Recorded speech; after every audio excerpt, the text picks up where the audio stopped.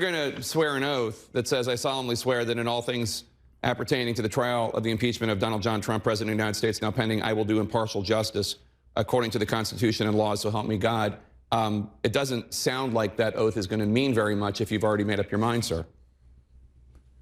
Well, I would disagree. I would say that my oath is to the Constitution, and I take that very seriously. So, for example, you can interpret the Constitution in different ways. I interpret the Constitution that we should not be sending foreign aid to other countries. We should be taking care of what we were empowered to do through the Constitution, and one of them was not borrowing money from China to send it to Ukraine. So when the Democrats say, oh, we damaged national security by holding up for 55 days for money that was going to Ukraine, I say, well, we shouldn't have been doing it in the first place. And I think the money we give to other countries actually damages our national security. So just because I disagree with the Democrats, though, does that mean my position, I should be impeached for my position? So it really gets to the heart of this. This is a disagreement over policy, and this is sort of an extension of politics. But this isn't about the Constitution or the president breaking the Constitution. Foreign aid is always contingent upon behavior. In fact, the money we gave him to give to Ukraine, it says specifically in the law he has to certify that they are less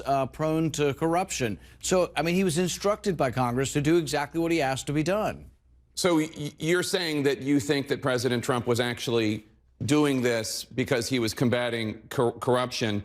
This is, of course, a president. Well, yeah, there are all kinds of accusations that Burisma and Hunter Biden and the company were corrupt, and the founder of the company was corrupt. But this is a president whose former personal attorney, Michael Cohen, former campaign chairman, Paul Manafort, former national security advisor, Mike Flynn, former campaign advisor, Roger Stone, former deputy campaign chair, Rick Gates, former associate, George Papadopoulos, all of them have been convicted of federal crimes.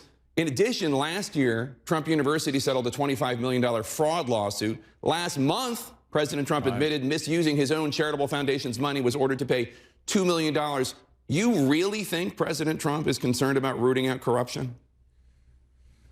I think most of what you listed and most of the people that were indicted or convicted were alleged to have been part of some sort of huge Russian conspiracy. But I think what we found out from the Inspector General's report is that it was all based on a false premise that Carter Page had something to do with Russia. The Trump Justice Department put all those people in prison or sentenced all those people. It's not me. It turns out that the FBI hid information that Carter Page all along was telling another part of the government, the CIA, that doesn't absolve Paul Manafort was getting incidentally of money laundering. I mean, the whole investigation that started this, General Flynn was not guilty of anything to do with Russians. General Flynn was guilty of not reciting his conversation. I'm asking you about President Trump and corruption. With him. I'm asking you about President Trump and corruption. I just listed a number of close associates of President Trump's who are either in prison or facing sentencing. But I think it's based on opinion. It's based on these are sentences. These are criminal sentences.